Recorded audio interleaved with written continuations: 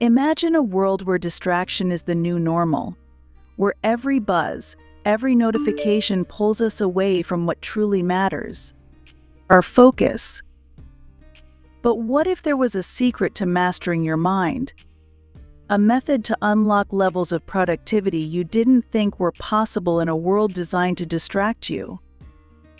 Welcome to PlayBook, where today we're diving into the powerful insights of deep work, a book that promises to transform the way you think about focus, productivity, and success. Are you ready to discover how to escape the noise and master the art of deep, focused work? Stick around for this summary that could change the way you work forever.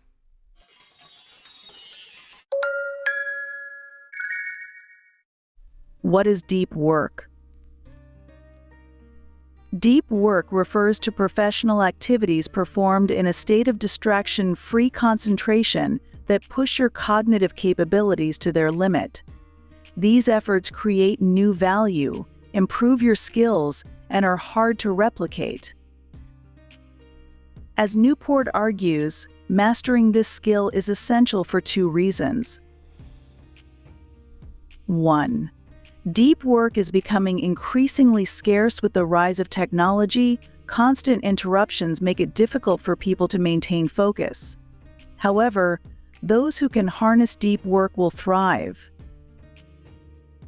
2. Deep work is becoming increasingly valuable. High-quality work produced in less time is critical in today's competitive environment. What is shallow work? In contrast, shallow work includes tasks like answering emails, attending meetings, and managing social media accounts. These tasks are non-cognitively demanding and performed while distracted. As Newport defines it, shallow work tends not to create much new value in the world and is easy to replicate. Deep work hypothesis. Newport proposes the deep work hypothesis. The ability to perform deep work is becoming increasingly rare at exactly the same time it is becoming increasingly valuable in our economy. As a consequence, the few who cultivate this skill and then make it the core of their working life will thrive. By cultivating deep work, individuals will push their intellectual limits and find deeper satisfaction in their professional lives. Part 1: The idea of deep work. Chapter 1: Deep work is valuable. Newport begins by examining the current economic landscape, emphasizing that the world of intelligent machines is reshaping the workplace. As technology evolves, three groups are best positioned to succeed. 1. High-skilled workers, those who can work with complex machines and create valuable outputs. 2. Superstars, those at the top of their fields. 3. Owners of capital, those who control capital and can invest in new technologies. For most people, becoming part of the first two groups, high-skilled workers and superstars, is the most attainable. To do so, Newport outlines two essential abilities. 1. The ability to learn hard things quickly. 2. The ability to produce at an elite level, both in terms of quality and speed. These abilities depend on your capacity to perform deep work. Learning hard things quickly. Newport introduces the idea of deliberate practice, which is essential for mastering hard things. Deliberate practice has two key components. 1. Focusing your attention on improving a specific skill or mastering a complex idea. 2. Receiving feedback to better hone your approach. Biologically, repeated action over a sustained period activates the same neural pathways. Over time, myelin builds around neurons, improving cognitive ability. Thus, by focusing intensely without distraction, you can learn complex skills faster, producing amazing results. The key to elite performance lies in the law of productivity, which Newport defines as High-quality work produces time spent intensity of focus. To maximize productivity, you need to focus intensely on one task. When you switch between tasks, your performance suffers due to attention residue. Attention residue occurs when your mind remains partially focused on the previous task, preventing full engagement with the new one. As a result, deep work is crucial for optimizing your performance. Chapter 2: Deep work is rare. Despite its value, deep work is becoming increasingly rare in the corporate world due to modern business trends. 1. Open office environments designed for collaboration, but they foster distractions. 2. Instant messaging encourages rapid communication but fragments attention. 3. Active social media presence diverts employees' focus from meaningful tasks to shallow engagement. These trends hinder employees' ability to engage in deep work and create meaningful value. Newport provides 3 key reasons why deep work is becoming scarce. Shallow work is easier.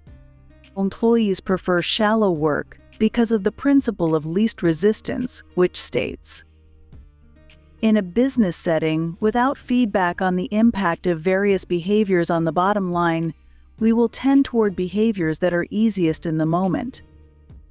Shallow work allows people to avoid the cognitive demands of deep work. In a culture where being constantly connected and responsive is valued, employees find it easier to focus on managing emails or attending meetings than on concentrated, meaningful tasks. Tendency to be busy instead of productive. Companies often fail to set clear goals for employees, resulting in what Newport calls the metric black hole. This refers to the difficulty in measuring individual contributions to organizational success. Without concrete metrics, employees fall into the trap of busyness, mistaking activity for productivity. Newport calls this the busyness as proxy for productivity principle. In the absence of clear indicators of what it means to be productive and valuable in their jobs, many knowledge workers turn back toward an industrial indicator of productivity, doing lots of stuff in a visible manner. Cultural obsession with technology. Finally, Newport discusses how society's obsession with technology has made deep work less accessible. He introduces the concept of technology, a society where technology not only supports work but also shapes it. In a technology, values like quality, craftsmanship, and mastery become overshadowed by constant connectivity and surface-level engagement. Why read for hours when you can get the key ideas in minutes? Subscribe to PlayBook for bite-sized book summaries that fuel your success. Chapter 3: Deep work is meaningful. While Newport has thus far focused on the economic and practical advantages of deep work, in this chapter, he explores the personal fulfillment that deep work can bring. Newport argues that deep work is meaningful for 3 main reasons. 1. The neurological argument. Newport cites Winifred Gallagher's research, which suggests that the quality of your life is determined by what you focus on. In her book Wrapped, Gallagher shares her experience of being diagnosed with cancer. Rather than focusing on the negative aspects of her illness, she chose to focus on the positive. This shift in attention led to a richer, more meaningful experience of life. Deep work operates on the same principle. By focusing on meaningful tasks, you create a richer, more fulfilling professional life. The more time you spend in a state of deep work, the more positive and satisfying your work will become. 2. The psychological argument. Newport introduces Mihaly Csikszentmihalyi's concept of flow. Flow is a mental state in which a person is fully immersed in a challenging task, losing track of time and becoming completely absorbed in the activity. Csikszentmihalyi found that people experience their best moments when they are stretched to their cognitive limits in pursuit of something worthwhile. Deep work is an ideal way to achieve flow. By focusing intensely on a difficult task, you can enter a state of flow, which enhances both your productivity and your satisfaction. The more frequently you experience flow, the more content you will be in your work and life. 3. The philosophical argument. Finally, Newport draws on the ideas of philosophers Hubert Dreyfus and Sean Dorrance Kelly, who argue that craftsmanship provides a sense of meaning and purpose in life. In their book All Things Shining, they explore how mastery and craftsmanship give work its value, not the outcome of the work itself. Newport applies this idea to deep work. By focusing deeply on developing your skills and honing your craft, you not only produce high-quality work but also experience greater satisfaction. The pursuit of mastery through deep work allows you to derive meaning from your efforts, regardless of the field you are in. Part 2: The Rules of Deep Work. In this section, Newport lays out 4 essential rules to help integrate deep work into your professional life. These rules provide actionable strategies for overcoming distractions, fostering focus, and maximizing productivity. Rule 1: Work deeply. The first rule emphasizes the necessity of incorporating deep work into your daily routine. Newport acknowledges that our environment is filled with distractions that hinder our ability to focus. To combat this, he recommends establishing smart routines and rituals to maximize your ability to work deeply. 1. Decide on your depth philosophy. There are 4 main philosophies for scheduling deep work, each catering to different work styles and environments. On monastic philosophy, this approach eliminates or minimizes all shallow work.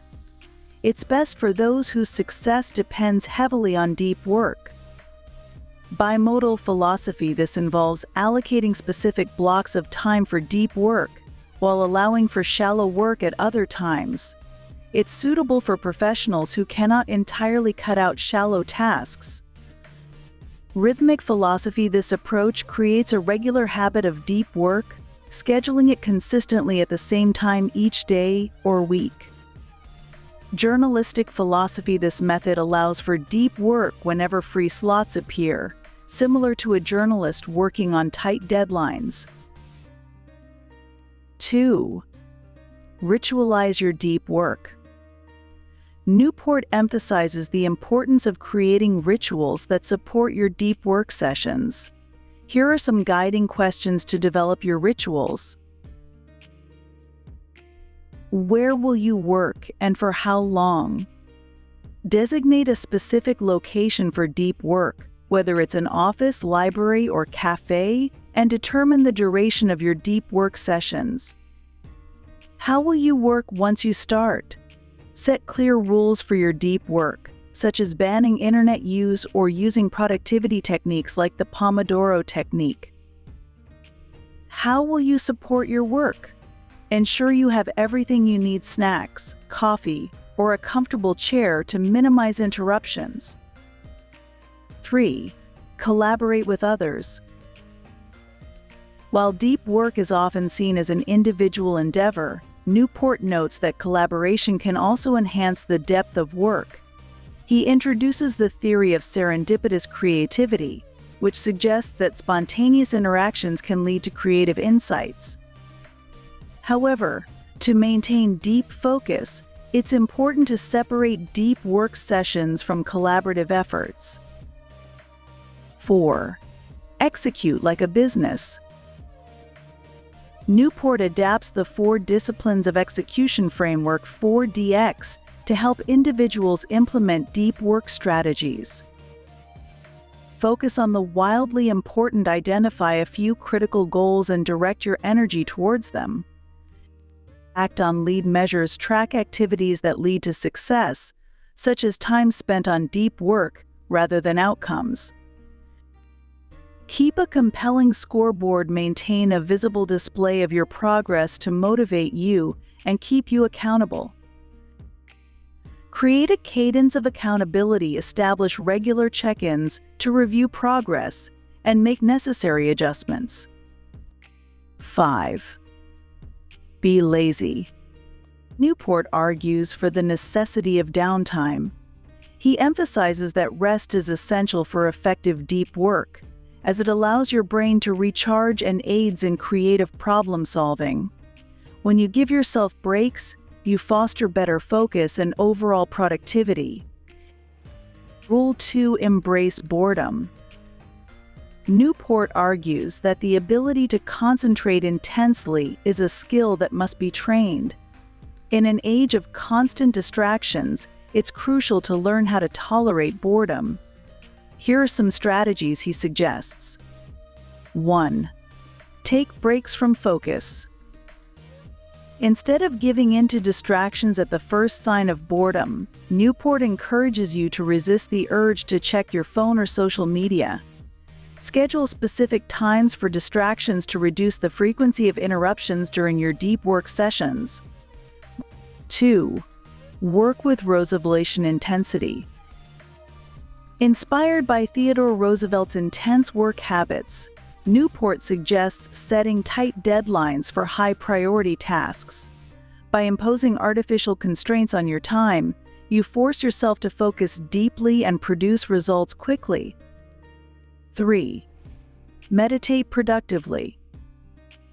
Newport introduces productive meditation, a technique where you focus on a specific problem while engaging in a low-intensity activity like walking. This practice helps train your mind to concentrate on complex issues while allowing it to rest from the demands of deep work. 4. Memory training. Training your memory can also enhance your focus. Newport outlines an exercise where you memorize a shuffled deck of cards using visualization techniques. This kind of mental training strengthens your ability to concentrate and is an engaging way to improve cognitive function. Rule 3. Quit social media. In this rule, Newport challenges readers to rethink their relationship with social media.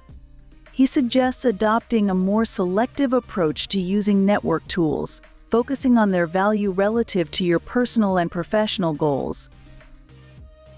1. Craftsman approach to tool selection.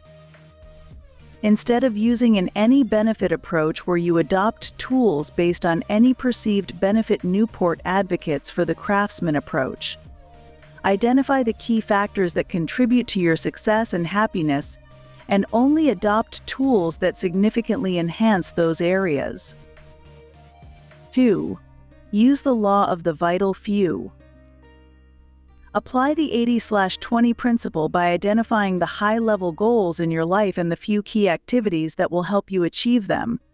Evaluate whether a particular tool, e.g., social media, positively or negatively impacts those essential activities.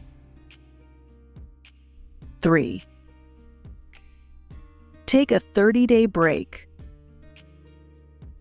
Newport encourages readers to take a 30-day break from social media to assess its true impact on their lives. After the break, reflect on whether your life would have been better with the tool and if people missed your absence. 4. Meaningful leisure time.